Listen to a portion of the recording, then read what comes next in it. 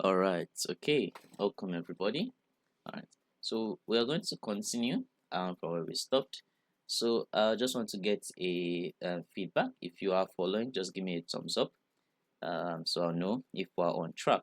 Okay, so just a thumbs up so we see if everybody's following. Okay, thumbs up from Monet, thumbs up from Deborah. All right, that's great. Thumbs up from Wasika as well. Thumbs up from Vivian. All right, awesome, awesome. So let's continue. Alright, okay, Mikose gave it thumbs up as well. Razal gave it thumbs up. Alright, great. Thank you so much for the feedback. Now we've gone ahead and placed here this beam, okay? And that's fine. But if I come here to the 1F view, if I move my mouse over here just without clicking, you can see that there's a beam over there, right? But it doesn't really look like much, or rather we can't really see it. And the reason for that is that this particular Revit link here is actually in the way. So I'm going to show you something. If I go ahead, for instance, here and scroll here to the bottom where I have my Revit links, if I click on the Revit link, right click on it, and then click on this option unload, I'm just going to click OK for now. You see now that I can now see both beams and columns, but I can't always be turning this off when I want to see what I'm doing. So what I can do is I can come back here, right click, reload, and I'm going to change some of the properties of the Revit link in the view. Alright, now to do that is what I need to do is I need to edit the view template. Now naturally I would have been able to do that from this visibility graphics overrides. But if I come and click on visibility graphics overrides, you're going to notice that all of these things are grayed out. The reason why they are grayed out is that we already have a template applied to this view. So to change the visibility graphics overrides, I'm going to close this first. What I'm ideally going to do is that I'm going to scroll down. Under identity data, we have the view template here. I click on the view template, and now we see all these visibility graphics override settings. We have the one for the model, for instance. If I click on edit, you can see that all of these are now active. Then we also have visibility graphics overrides for the Revit links. Sorry, for the Revit links. If I click inside here, we can see the Revit links. If you wanted to access it at a go, all you need to do is come and select visibility graphics overrides for Revit links. Now what I'm going to do is that I'm going to go ahead and change this setting here from by host view. I'm going to change this here to custom. Okay, change this to custom. Now when I've done that, I can now go ahead and click apply. After the apply, I'm going to come over here to model categories, and I'm going to make everything in this view here transparent. But you see they are still grayed out. The reason why they are grayed out here is because it's still on host view. I can change this here to custom, just like we've done earlier on the basics, and now you can see all of this is active. Now I'm just going to come over here and then click on all under model categories. Once I've selected all, I click on the override for transparency for the first one, and I'm going to make it a bit transparent, so 20%, and then click OK. Now this is going to affect things that can be made transparent, but that's fine for now. When I'm done, I click on apply, and what you're going to notice is that all of those things are now transparent in the background, but we can't really see it because we've not closed it up. So this 20% feels a little bit small to me, so I'm going to click on all again and make it more transparent. Let's say 50%. That should be better. So I can type in the actual percentage value and just watch what happens. If I click on apply, you're going to notice now it's a lot more transparent. I'm also going to go ahead and modify this a bit. So what I want to do is that I want to make the walls, the projection lines for the walls, a different color, like a gray color. So what I'm going to do is that I'm going to come over here and click on all again, and then we see this option here for projection lines. I'm going to change it for projection lines here and cut lines. So I click on overrides here, And so this box will come up here. I'm going to change the pattern here to solid, and I'm going to change the color here to gray, a light gray color.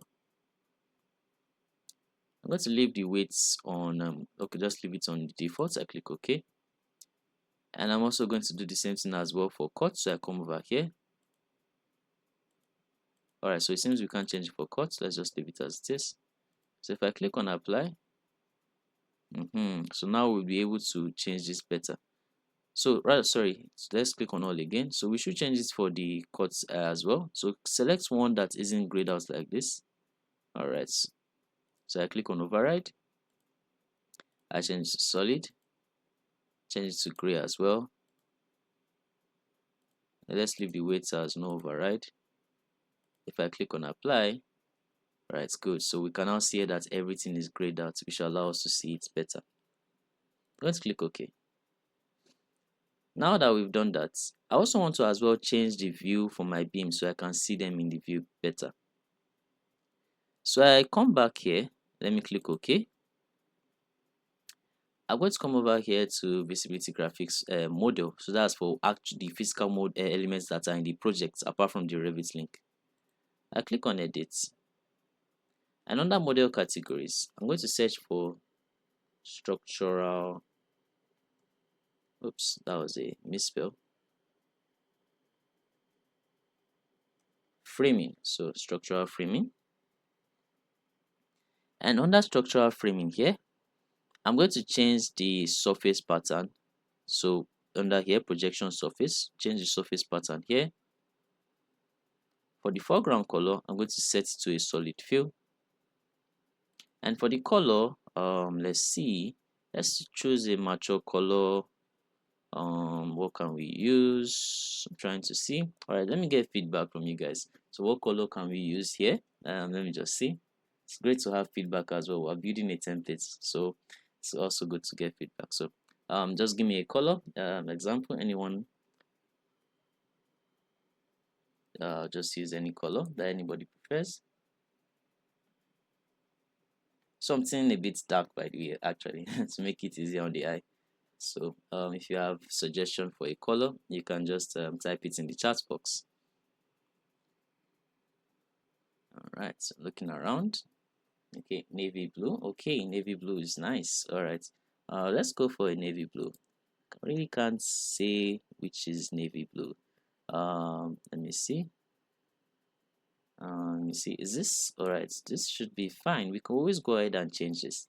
Now, this is also what we as detailers use, especially if we have a template we're working with our company. We can as well also change here how it looks. So if we have a specific color or company color, we can actually change the HSL values here or the RGB values to get the particular look we want. I'm going to pick this, and I don't know if this is a navy blue, correct me if I'm wrong. But we're going to use this color over here. I'm going to click OK, and once I've done that, I click OK here, and if I click on apply, so we can now see that that beam here has changed to that navy blue color. To make it a lot more neater, I'm also going to change the projection lines here. I'm going to change the pattern here to a solid line, and I'm going to change the color here to a navy blue. So that's going to be the outline of the beam. So I change to the same navy blue as well. So we have this very seamless edge. I'm also going to change the line weight here to 1 in this case. I'll click on apply. Now we've done quite a lot. If you did miss any parts, don't worry about it. The recording will be made available. I'll also be glad to address it again. If I click OK, if I click on apply and OK, beautiful. Now we've done quite a lot, and we can now see our beams in view. Okay. All right. So now that we've done that, we can now go ahead and model the remaining beams. Now we've learned how to draw the beam in this view, so I'm going to do that again. If I go ahead, for instance, come to the structures tab, and I click on beam, I can go ahead and place my beams. So using these settings, it should be on the first floor, and I want to now turn on chain. Now what chain allows me to do is that if I come to this intersection, you always have to make sure it's as precise. So this is the midpoint.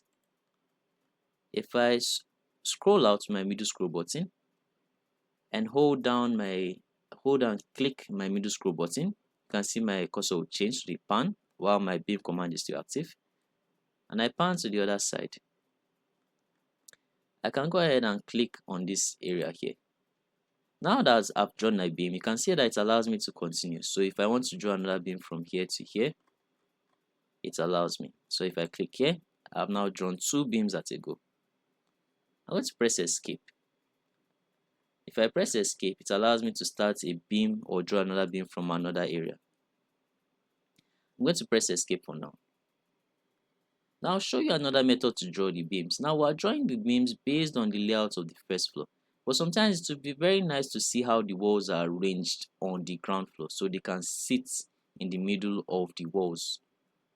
So to do that, I can also draw my beams in the 3D view. So if I come to the 3D view, for instance, we've drawn this beam over here. I can see it is lapping inside this wall on the ground floor. So what I'm going to do here is to do it in the 3D view. I'm just going to orbit around. I'm going to come over here and turn on my section box, and I click on apply. With my section box turned on, I click on the section box and I'm going to drag it down until it cuts the first floor just a bit. Okay, so just like this. Let's take it down. Yeah, so we want to cut it to where we can see the beams, just like this over here. So it's cut the floor completely. So now we can see our beams over here. But to see it a lot much better, what I'm going to do is that I'm going to change both the surface pattern and the cut pattern for the beam. To do that, I click on the beam in the 3D view and I can right click on it and you see override graphics in view. Now this override graphics in view is very similar to that visibility graphics overrides that we saw over here. But this is a faster way of changing it for all the beams. If I click on override graphics in view by category, I can come over here and then change the both surface pattern and cut pattern for the beam. So in this case here, I'm going to change the surface pattern for the beam. So we'll change the foreground color here to solid. And I'm going to change the color here to that navy blue that we chose earlier on. And then click OK. I'm also going to change the cut pattern, because we can see here that this here is cutting through the beam. In this case here, I want to show that is a cut pattern. So what I'm going to do is that for the foreground, I'm going to leave the pattern here as concrete. And I leave the color as, let's leave it as this white color. But for the background, I'm going to change this here to a solid fill and change this to a navy blue. Now if I click on apply, you will now see that anywhere through the beam there is a surface pattern will just be plain. But where it's cutting through, we'll see this hatch pattern, as you can see over here. Now don't worry about this little error with the shading of that. That's because of the Revit link.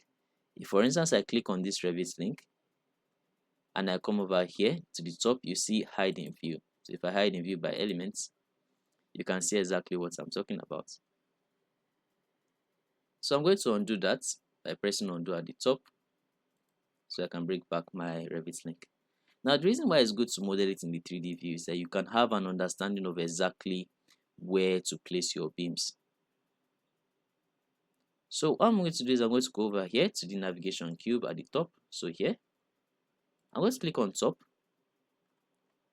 and I'm going to place some more beams.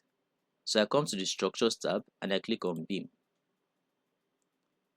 So now it is important when you're working in the 3D view to set a placement plane. It's not going to automatically recognize it just like how it was in the plan view. So I'm going to change this here to first floor. And I'm going to turn on my chain. So as long as you have columns, it's going to automatically snap. So you can see that it has snapped at the intersection. So let's go ahead and model beams.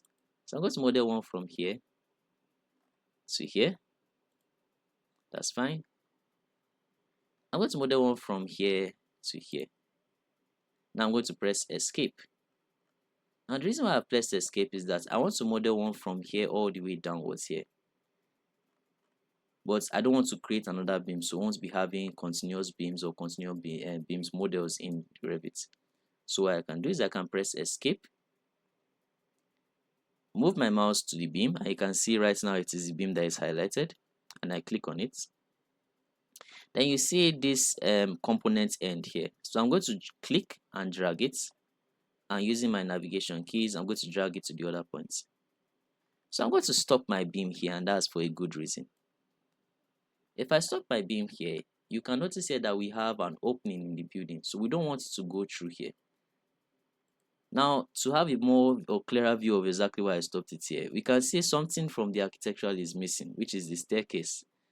Now, to turn on the staircase without selecting anything in the 3D view, I come back here to visibility graphics overrides, and then I search for stairs. So just like we did for the roof last week, I need to see the stairs as well. Okay, so if we still don't see the stairs, it's most likely they are hidden in the Revit link. So I come back here to edit, and aside from model categories, I come over here to Revit links. I click on this option here, custom, and I come to model categories. Under model categories, I search for stairs. You can see they are turned off. So if they are turned off here, there's no way you'll be able to see it in the 3D view. So if I do that now, I click OK, and I click OK. Now we can see those stairs. So this here is an open area. We don't want to have stairs, even if it doesn't obstruct the stairs automatically. Likewise as well, we've put a beam over here at the back, and that's not, I mean, that's also, that one here can stand because there's a floor slab around this area. While at the entrance here, we want to have that open view, just like we saw in the architecture. I'm going to come back here and click on the top. Let's go ahead and continue using our beam. Now, getting a hang of shortcuts is vital. So if I move my mouse to the beam, you see here that the shortcut is BM. So if I type in BM, I can bring up the beam tool. Let me close this. I can see it is now active again, and the last settings I used will also be here. Let's go ahead and put in the remaining beams. So I'm going to click from here to here. I find this particular method a lot much easier because I can easily look at it in 3D view and see where I need to make changes. So if you are using chain and you want to go to the other one, draw another beam from another area, you can just press escape so you can continue drawing. So by the way, all right, so let's do this. All right, so let's draw one more beam here. So I'm intentionally placing them where they can be hidden in walls, just like this. One more here. Let's place one more here as well. Beautiful, right? All right, great. I'm going to press escape, and let's come and click on the edge so we can see what we've done. So we've been able to place beams here, suspended floor beams in the building, and it looks quite fine. It looks like this could support our slabs quite well. Now let's go ahead and extend this beam to this edge here. So we have a staircase over here, and it's going to be carrying a small landing. So we want to have this this beam here supports this staircase here. We'll see that when we come and model the slab later on. So what I can do in this case here is that I can just click on the beam, and I can drag the edge like this to the all right, so like this, okay? So that way it's going to support the slab just like that. All right, so as we go on, like I mentioned earlier on, the GA is basically just in an introductory. We will still make some modifications based on project requirements, but as a starting point, this is fine. Now if I come back here to my first floor view, you can see that it is interactive. Anything that I have done in the 3D view, you can also see it in the 2D view as well. Okay, great. So at this point, I want to ask and confirm if you've been able to get to this point. Let me know. If you face any challenges as well, let me know as well. So it's a follow along lesson, so I want to be sure everybody is working. All right, so if you are following along, just let me know and give me a thumbs up. If you grab the concept as well, just give me a thumbs up as well.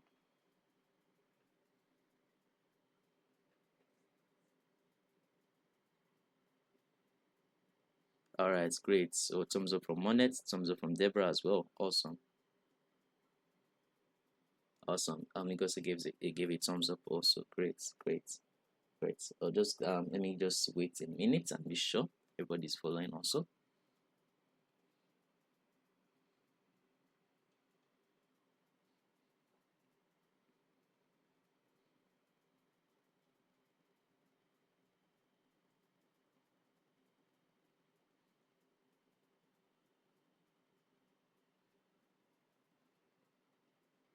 All right. Okay, great. Okay, so I'm assuming everybody also is following. That's good to hear. Now let's go ahead and improve the aesthetic of this plan. Like I mentioned, we're going to be creating a drawing today. I myself and our company, we do focus quite a lot on preparing drawings that are quite pleasing to the eye. It's not a common thing in engineering, but it's something that we do value and it makes us stand out in the industry.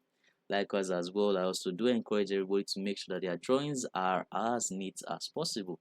Okay, it really gives a good impression of exactly how professional your standard is. The first thing I'm going to do is that I'm just going to go ahead and unload this architectural file for now. What I'm going to do is I'm going to right click on it in the Revit links and I'm going to unload.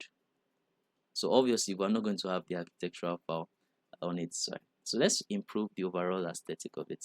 Now I like what I'm seeing with the columns over here. By the way, the section box is still turned off. So I'm going to go over here and turn it off so we can see the whole building. Now what I'm going to do is that I'm going to change here the projection line of both the beams and the columns. So what I could do is that I can go and then click on the column. I can right click on it and I see override graphics in view by category. I'm going to change the projection line here to solid, and if you wanted to use a particular line style, feel free to go ahead and use it. I'm going to change to solid. I'm going to change the color here to probably a very light shade of white. I find out that this actually makes it come out so much nicer in print. I'm going to change the weight here to 1. I'm going to click on apply. Alright, so we have this particular look over here. Probably that white is too white. Let me go here and change it to a gray.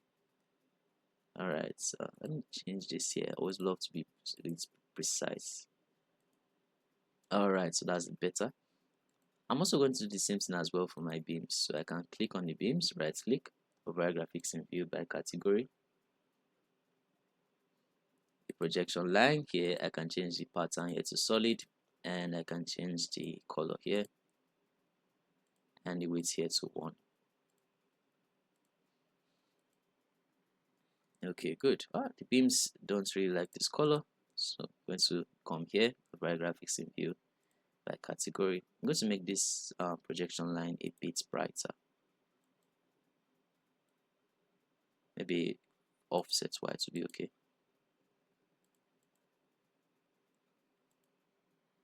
Alright, much better for me. Alright, good. Alright, likewise as well, I don't want to see the levels in the 3D view. So what I could do is I can click on one of the levels, I right click on it, and then over you see this option here, hide in view. I'm going to hide in view by category. So it's going to hide all of those levels in view. Likewise as well, I'm going to turn on the shadows.